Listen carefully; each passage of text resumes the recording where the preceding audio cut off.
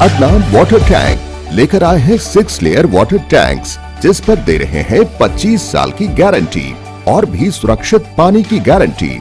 Adnan water tank, safe and healthy water storage solution. अस्सलाम वालेकुम नाज़रीन, मैं आपका मेज़बान मोहम्मद शरफुद्दीन। आइए नाज़रीन, आज हम इतिहास पे एक नज़र डालते हैं कि MIM पार्टी इतिहास में क्या थी और इसकी तफसीलात हम आपके सामने जितना हो सका उतना पेश करने की कोशिश करेंगे और साथ ही साथ हम आपको ये भी बताएंगे कि MIM पार्टी AAI-MIM में किस तरह से तब्दील हुई।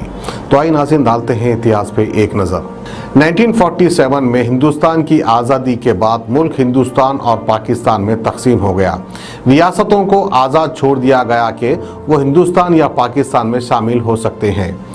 निज़ाम मीर उस्मान अली खान ने हिंदुस्तान या पाकिस्तान में से किसी एक में शामिल होने से इनकार कर दिया और एक अलहदा रियासत की तश्कील को तरजीह दी। यूनियन गवर्नमेंट ने 1948 में एक ऑपरेशन जिसका कोड था ऑपरेशन पोलो, जिसको आम लोग आज भी पुलिस एक्शन के नाम पर याद करते हैं, जिसके तहत हैदराबाद पर हमला करने का फैसला किया। हैदराबाद रियासत का हिंदुस्तान में इल्हक का सिर्फ 109 घंटे या तकरीबन 4 दिनों की जंग के बाद निज़ाम ने हैदराबाद को हिंदुस्तान में ज़म करने का फैसला किया। कायदे मिल्लत नवाब बहादुर यार जंग महरूम चाहते थे कि हैदराबाद एक इस्लामी मुस्लिम रियासत के तौर पर हिंदुस्तान से अलग हो, जिसमें शराई कानून नाफिज हो। 1927 में उन्होंने मजलिस-ए-इत्तेहादुल मुस्लिमीन के नाम से एक तंजीम की क़यादत की, जिसके वो बानी थे। मुसलमानों की फलाह और बहबूद और इनकी तरक्की के लिए मजलिस-ए-इत्तेहादुल मुस्लिमीन का कायम अमल में लाया गया था। 1938 में वो मजलिस-ए-इत्तेहादुल मुस्लिमीन के सदर मुंतखब हुए। इस ओहदे पर उन्होंने अपनी वफात तक खिदमत अंजाम दी। 1944 में कायदे मिल्लत नवाब बहादुर यार जंग महरूम की वफात के बाद कासिम रज़वी महरूम हैदराबाद रियासत के हिंदुस्तान के साथ इल्हक तक मजलिस-इत्तेहादुल मुस्लिमीन पार्टी के सदर रहे। उन्होंने अपनी पूरी जायदाद मजलिस पार्टी को डोनेट कर दी थी। कासिम रज़वी को सिद्दीक़-ए-दक्कन का खिताब दिया गया था। वो रज़ाकार मूवमेंट के बानी थे। हैदराबाद रियासत के हिंदुस्तान में ज़म होने के बाद 1948 में मजलिस-ए-इत्तेहादुल मुस्लिमीन पर पाबंदी लगा दी गई थी। कासिम रज़वी महरूम को 1948 से 1957 तक जेल में रखा गया और इस शर्त पर रिहा किया गया कि वो पाकिस्तान चले जाएंगे। 1917 में कासिम रज़वी का पाकिस्तान में इंतकाल हो गया। पाकिस्तान रवानगी से पहले कासिम रज़वी ने मजलिस-इत्तेहादुल मुस्लिमीन पार्टी में जो कुछ बचा था, इसकी जिम्मेदारी हैदराबाद के एक वकील अब्दुल वाहिद अवैसी महरूम को सौंप दी। अब्दुल वाहिद अवैसी महरूम ने उसे ऑल इंडिया मजलिस-इत्तेहादुल मुस्लिमीन में मुनज़्ज़म किया। फ़ख्र मिल्लत अब्दुल वाहिद अवैसी महरूम के बाद उनके बेटे सुल्तान सलाहुद्दीन अवैसी ने 1975 में AAI-MIM का कंट्रोल संभाला और इनको सालार मिल्लत का खिताब दिया गया। सुल्तान सलाहुद्दीन अवैसी मजलिस को एक मुसलमानों की सियासी ताकत बनाना चाहते थे। वो हमेशा अपनी तकरीरों में मुसलमानों से सियासी ताकत हासिल करने, मरकज़ सियासी से जुड़ जाने का मशवरा दिया करते थे। सालार मिल्लत पहले MLA और बाद में MP बने। उन्होंने मुसलमानों के लिए हॉस्पिटल, इंजीनियरिंग कॉलेज, स्कूल्स वगैरह बनाए। 2004 में सालार मिल्लत ने सियासत से रिटायरमेंट का ऐलान किया था। 2008 में सालार मिल्लत अलहज सुल्तान सलाहुद्दीन अवैसी का इंतकाल हो गया। तो आइए नाज़रीन, अब आगे बढ़ते हैं और बात करते हैं मजलिस के सदर हैदराबाद के MP असदुद्दीन अवैसी की। मैं कहाँ रुकता हूँ अर्श व फर्श की आवाज़ से, मुझे जाना है बहुत दूर हद परवाज़ से। मैं अकेला ही चला था जानी पे मंजिल, मगर लोग साथ आते गए और कारवां बनता गया।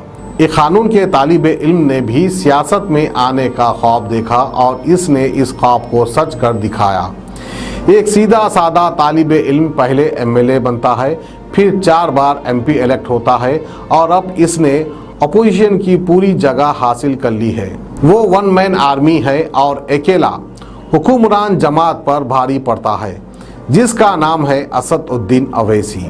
बैरिस्टर असदुद्दीन अवैसी 13 मई 1969 को हैदराबाद में पैदा हुए। अवैसी को सियासत विरासत में मिली। उनके वालिद सालारे मिल्लत अलहज सुल्तान सलाउद्दीन अवैसी मरहूम अक्सर कहा करते थे, सियासत हमारे घर की लौंडी है। आज असदुद्दीन अवैसी ऑल इंडिया मजलिस इत्तेहादुल मुस्लिमीन के सदर हैं। ऑल इंडिया मजलिस इत्तेहादुल मुस्लिमीन के सदर और हैदराबाद के एमपी असदुद्दीन अवैसी एक ऐसा नाम जिसको हिंदुस्तान में शायद ही कोई ना जानता हो। अपने बयानात और तेज तर्रार तकरीर के लिए जाने जाते हैं। खास बात यह है कि अवैसी सिर्फ हैदराबाद के मुसलमानों तक महदूद नहीं है, उन्होंने अपनी पार्टी का असर बढ़ाने के लिए मुस्लिम दलित इतिहाद पर तवज्जो मरकूज की है। महाराष्ट्र असेंबली में मंजिस के एक एमएलए हैं। लोकसभा में औरंगाबाद की नुमाइंदगी मंजिस के एमपी इम्तियाज जलील करते हैं। बिहार में मंजिस के 5 एमएलए हैं। अवैसी ने अपना सियासी जिंदगी का आगाज 1994 में आंध्र प्रदेश कानून साज असेंबली के इंतखाबात में किया। हल्के असेंबली चारमीनार से इलेक्शन लड़ते हुए जिस पर उनकी पार्टी 1967 से जीत रही है। उन्होंने अपने करीब तरीन हरीफ मंजिस से अलग होने वाली पार्टी मंजिस बचाओ तहरीक के उम्मीदवार को 40,000 वोटों के फर्क से शिकस्त दी। 1999 के इलेक्शन में उन्होंने अपने करीबी हरीफ तेलुगु देशम पार्टी के उम्मीदवार सैयद शाह नूर अल खादरी को 93,000 वोटों से शिकस्त दी। साल 2004 में अलहज सुल्तान सलाउद्दीन की जानिब से अमली सियासत से रिटायरमेंट लेने के बाद वो हैदराबाद से एमपी इलेक्ट हुए और अभी भी बरकरार है। आज तेलंगाना असेंबली में मंजिस के 7 एमएलए अवाम की नुमाइंदगी कर रहे हैं। असदुद्दीन अवैसी मुसलमानों के नेशनल लीडर के तौर पर अपनी जिम्मेदारी निभा रहे हैं।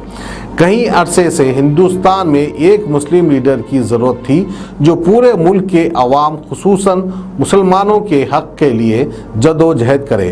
असदुद्दीन अवैसी की मकबूलियत इनके चाहने वालों से ज़्यादा इनके मुखालिफिन में है।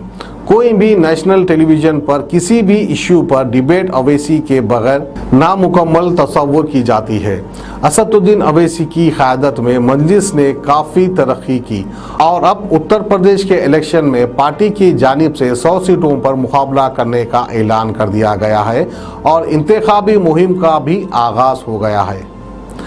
अब ये आने वाला वक्त ही बताएगा कि उत्तर प्रदेश में मंजिस कितनी सीट्स हासिल करेगी या फिर वेस्ट बंगाल के असेंबली इलेक्शन में जिस तरह वहां के वोटर्स ने मंजिस को रिजेक्ट कर दिया था, क्या ऐसा ही कुछ उत्तर प्रदेश में देखने को मिलेगा। तो नाज़रीन, ये थी शुरू से लेकर अब तक मंजिस की एक दास्तां, एक इतिहास। तो बहरहाल अब आने वाले इलेक्शन में यानी 2022 में उत्तर प्रदेश में इलेक्शन होने वाला है। अब क्या बैरिस्टर असदुद्दीन अवैसी 100 सीटों पर जो इलेक्शन लड़ रहे हैं, क्या उसमें से 50-20 सीटों में जीत पाएंगे या फिर कम से कम एक 25-20 या तो फिर 10 सीटों पर अगर ये जीत हासिल करते हैं तो वाकई एक इतिहास लिखा जाएगा। कम से कम अगर उत्तर प्रदेश में AIMIM पार्टी 10 सीटों पर जीतती है तो उसकी एक तारीख बन जाएगी। बहरहाल जो भी हो, आज के इस दौर में जिस तरह से हमारे देश के हालात है, जिस तरह से जुल्म सितम किया जा रहा है दूसरी कम्युनिटीज़ के ऊपर, उसके हिसाब से आज के इस दौर में बैरिस्टर असदुद्दीन अवैसी को एक मुस्लिम कायद बनना बेहद ज़रूरी हो चुका है, क्योंकि सिर्फ हैदराबाद की हद तक महदूद रहना नहीं है, क्योंकि असदुद्दीन अवैसी की काबिलियत और मकबूलियत के हिसाब से हमको, हमारे मुसलमानों को एक ऐसा ही चेहरा चाहिए और इतनी काबिलियत रखने वाला एक ऐसा लीडर चाहिए जो कि देश भर में हक की आवाज़ उठा सके। तो बहरहाल ये थी हमारी आज की ये खुसूसी खबर AIMIM पार्टी को लेकर। हमें दीजिए इजाज़त। खुदा हाफिज़।